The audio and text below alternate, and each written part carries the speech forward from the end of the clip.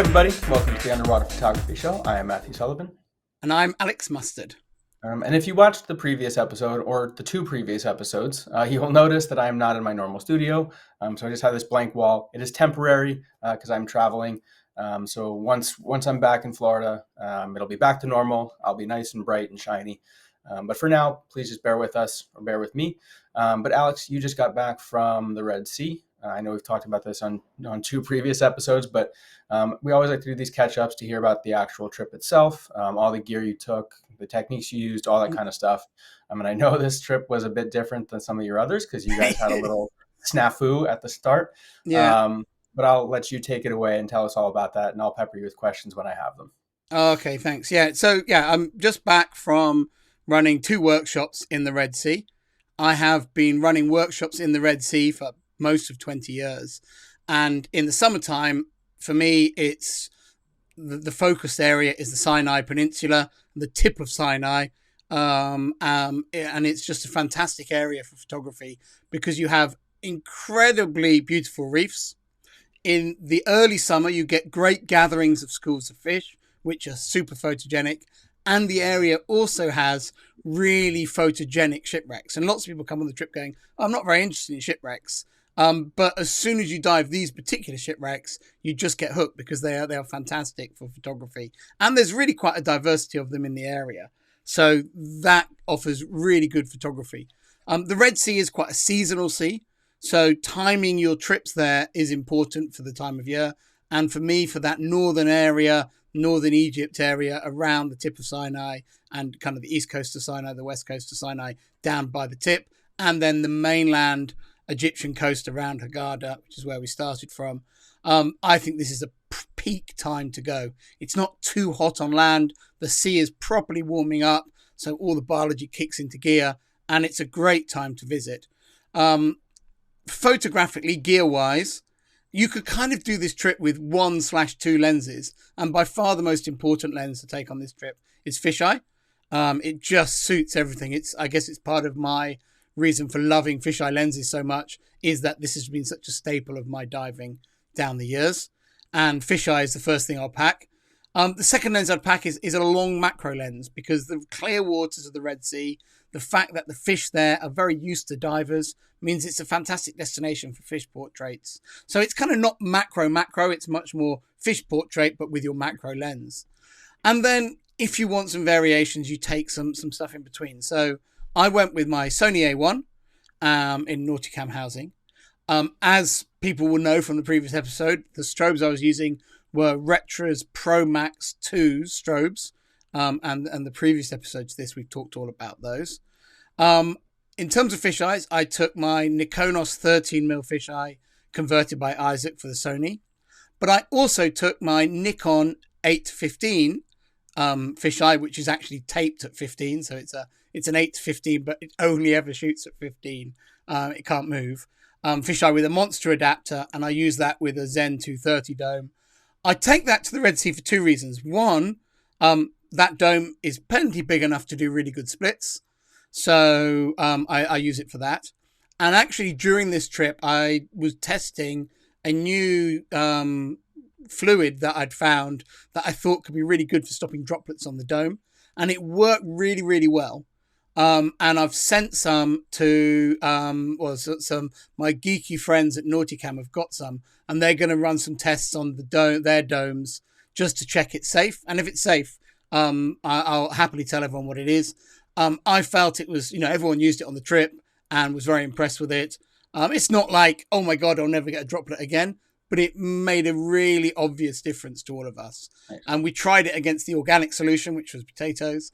And we definitely felt that the chemical solution was working better.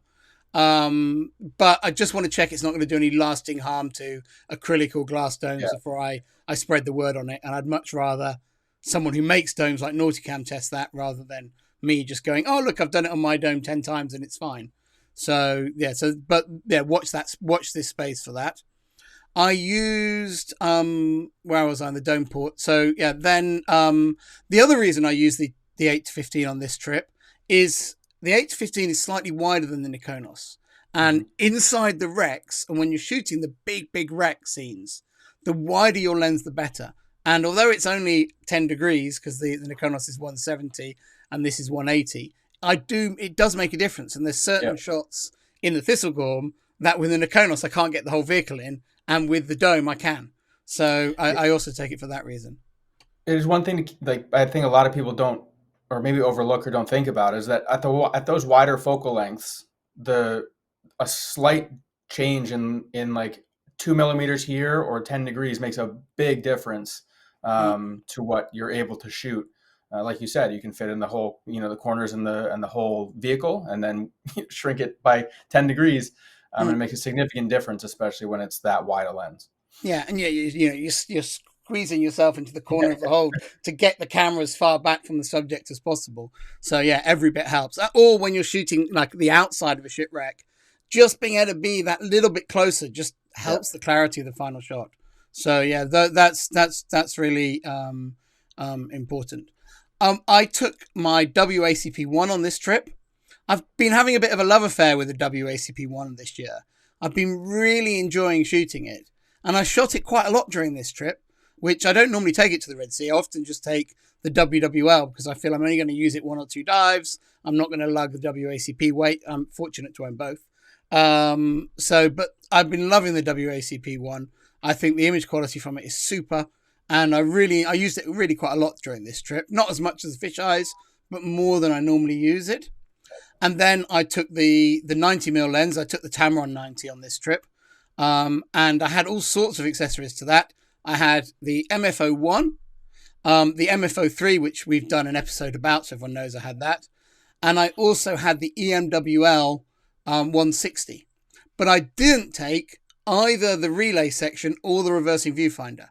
I just took the 160 because with stationary subjects, I actually am happy shooting it blind. I've discovered, I wouldn't, if it was like, a major part of the trip, but for the 1 or 2 dives I'll use it on, I just, I'll save the kilo of weight of not taking the relay or the viewfinder. And, that way I just keep it in my pocket, stick it on mid dive. If I had the I couldn't have that flexibility if I was using the viewfinder anyway. And I really like it like that. And so I use that. And I took the SMC3 as well. As a close-up lens. I used as my flash trigger, my friend John Barron has got his company Underwater Light and Magic, and he's been making these very cheap, simple flash triggers that he's just about to launch, and we'll do an episode when he does launch them. But actually, I put that on halfway through my previous trip to the Bahamas, and I just haven't taken it off. It just does everything I want it to. So I can't do TTL or HSS with it. But I've been living quite happily without TTL and HSS. And I'll go back to a better flash trigger when I have an out and out macro trip, and I'll probably use HSS more. But for now, it just works. You charge it up. It does more than 100,000 shots on a charge. It's got laser LEDs. So however crap your sync cables are, the signal always gets through.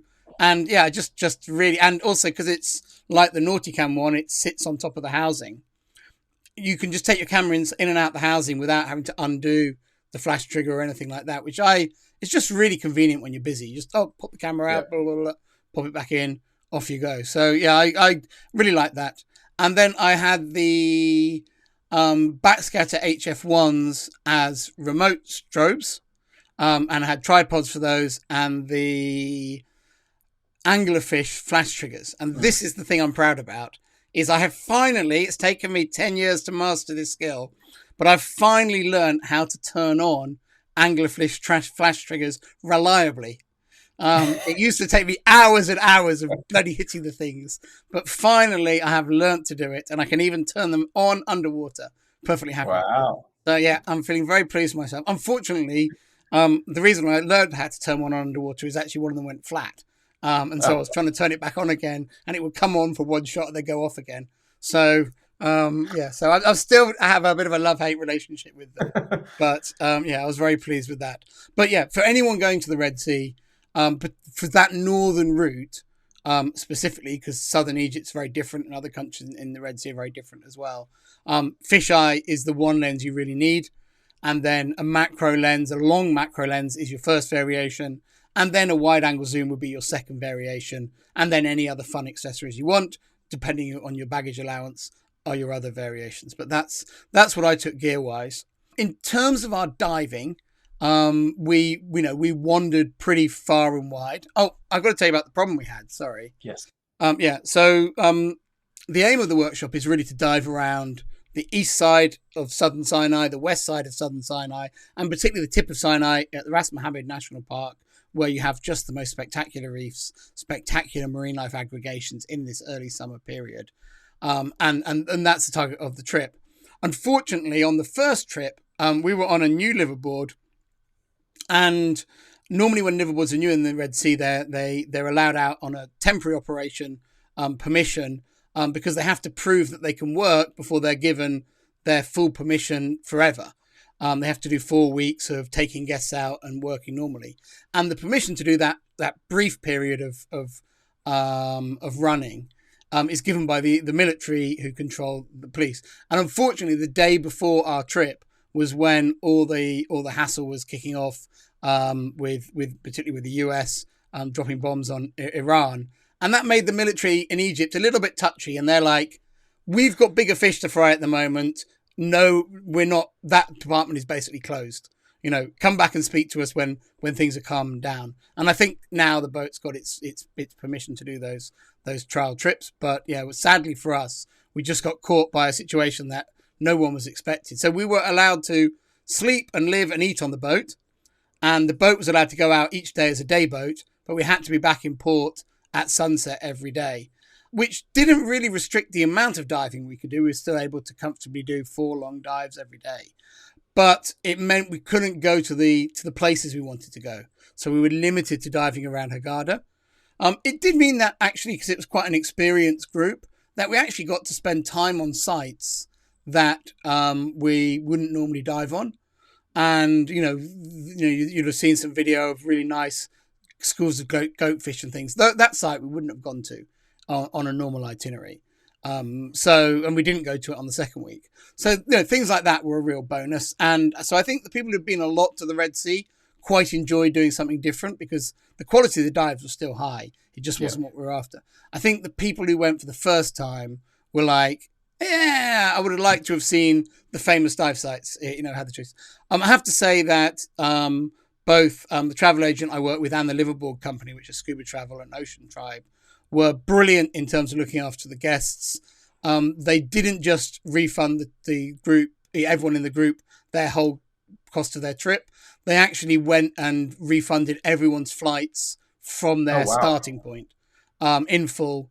A lot of the customers are regular customers of theirs. They know, but they just went above and beyond on that. So basically everyone got a completely free trip this time and got absolutely everything they spent back if they wanted it. A few of them were like, that's a bit too much, guys. You don't have to pay my flights. I've had a great week. But yeah, I was really, everyone, in the end was very, very, well, as far as I'm aware, very, very happy with that. Anyway, by the second week, everything was fine. And we went out and had the normal liveaboard trip, doing all the wrecks, doing the amazing reefs, doing the stuff. And photographically, there's always different stuff to see. I enjoy diving, particularly on the liveaboard. I love diving around dusk. Some of the mooring places we go to just have beautiful light in the evening. There's places in the Red Sea where you've got like beautiful reefs, but protected by cliffs, particularly on the eastern side of Sinai, because the wind normally comes from the northwest. So if you're on the southeast coast of Sinai, you're protected from the wind. And it just has the most beautiful light there in the evenings. And I love just fish watching there.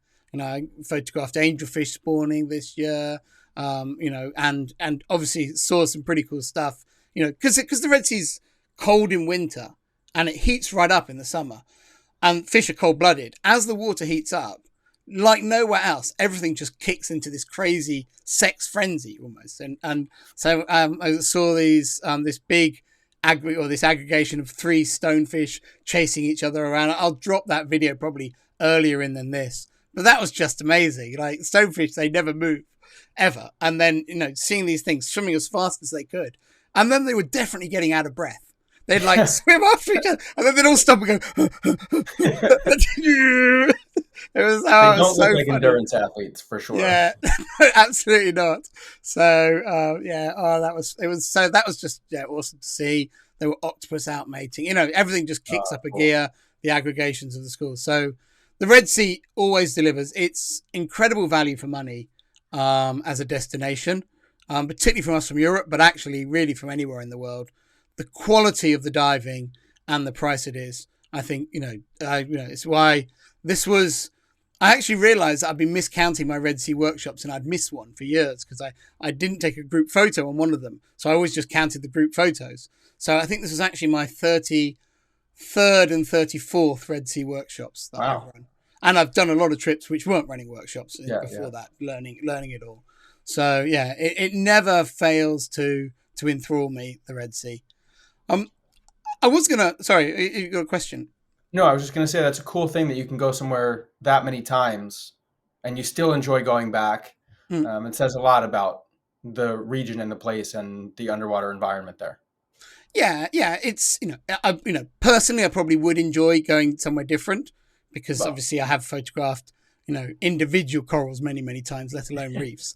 But from a teaching perspective, it does work. The better I know stuff, yeah, I'll literally be able to say, oh yeah, on this dive, in the first half of the dive, if you shoot that particular coral head, the reef will be in silhouette. But if you go in the second half of the dive, the sun will be coming over the top and it will be ruining your shot. And by the afternoon, the background will be horrible, or whatever it is. So you've yeah, got that incredibly detailed knowledge. And yeah, the teaching on this workshop is very much focused around how there's, we talk about techniques for wide angle photography, but this workshop kind of points out to people how your wide angle technique varies so much with different subjects and how understanding the subject, understanding what's going to make for a great picture of that subject dictates a huge amount of your wide angle technique, your approach in the water, where the viewpoint you're going to gather, the techniques, the shooting techniques. So yeah, I always enjoyed teaching it as a workshop. The final thing I was going to talk about, because it's not something I'm an expert on at all, but I thought it's something we should touch on, is that over the last 12 months, there have been a lot of reports about problems. There've been deaths, there've been fires, boats sunk in the Red Sea. And I was just going to pass on some opinion on that. And the first thing I would say is that there are a lot of dive boats in the Red Sea. If you've never been there, you would be shocked how much diving is going on there. And understandably, there's boats that are really top-end boats, very well maintained. I would say that the attention to detail on safety, on briefings, we do safety drills on the boat we're on. The training of the crew is good, if not better, than any other boat that I go on worldwide. It's absolutely, first class there. But that is not the case across all the boats. And I think that's important for people to understand. It is, and I would also say that I think sometimes you don't get that impression of how many liveaboards and daily dive boats there are there from your own media, because most boats sell to very specific markets. So here in the UK, we often think, oh yeah, there's 4 or 5 liveaboards in the Red Sea because that's all we ever see being promoted yeah. to us. But the reality is there's 100 or more there. There's so many boats, and Sharm el Sheikh, which is not now a particularly popular resort for Europeans. It's particularly being on Sinai and all the problems in at the other end of Sinai. It's quite a long way away, but it's still a place you could drive to where the world is having lots of issues. So Sinai is not so popular.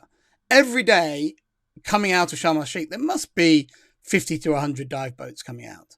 Big Jesus. dive boats coming out. And all these boats they've all got divers on them, but they're all multi-use boats. So they have snorkelers on, divers on, day trippers on. And there's just boat after boat out there. And I think there's also, so part of that is, yes, there's some boats. So be very careful about what you choose. Don't think, oh yeah, we got this one for, 20% less than you guys paid. Well, think about what you're getting for that. Yeah. There's differences. Also, what I would say is that there is so many boats, it's also a numbers thing. If there's that many dive boats going out, it's so many more than just anywhere else I know. It's not a surprise that there are more accidents there because there's simply more divers, more boats going out. Yeah. Um, Not that that in any way is excusing the safety record, but I do think that all the serious operators out in the Red Sea have really made sure that it's as safe as they possibly can make it. And I feel very relaxed and very confident going on the boats that we go on, but there are still remain plenty of boats that I wouldn't want to go on. And Yeah. actually, when we had problems with the boats, there was, they were saying, would you swap onto another boat? And we were like, well, we'll swap onto a boat we believe in, but don't just put us on any boat because, Yeah. we know this boat is well maintained. It's got a brilliantly trained crew. It's got all sorts of safety systems right through the boat, but lots of these other boats don't. So I think so anyone who is travel advice for anyone going there is do your research. And yeah, cheapest does not necessarily mean best value Yeah. out there. And I know that with our workshops, our crews work so hard. We, a normal, Red Sea liveaboard trips are a 1 week door to door, so it's usually 5.5 days diving. We routinely get 24, 25, 26 dives on my trip because the crew know that we want to make the most of every single day. We go there in the summer when the days are long, and so we can do huge amounts of time in the water. And there are plenty of other trips where, yeah, you might pay less, but you'll do 16 dives or 14 dives, and that's considered a full week. And, it's just so, there's lots of aspects to that value on these trips. And yeah, we certainly, I take no pleasure in going away and sitting around on the boat. I want to be in the water. Yeah. So, yeah. It's pretty remarkable though, if there's that much diver traffic, that the health of that region is still so high, Mm, relatively speaking. I'm sure there's parts that are hammered by over traffic, but yeah. it's So, yeah. Now, on that, yeah, so like places like Ras Mohammed National Park now, they've stopped the snorkeling there. So all these multi-use boats don't go there anymore. So that's good. that's helped the reef there. But I would say, and the hard corals in the northern part of Egypt, Red Sea, where there hasn't been bleaching or extensive bleaching, are without doubt some of the healthiest you'll see anywhere.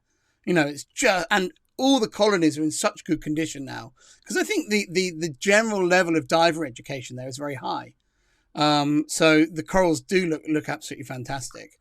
I would also say that I really felt that when they were doing a lot of coastal development in the through the sort of late 80s through the 90s into the early 2000s, the corals were not as healthy there.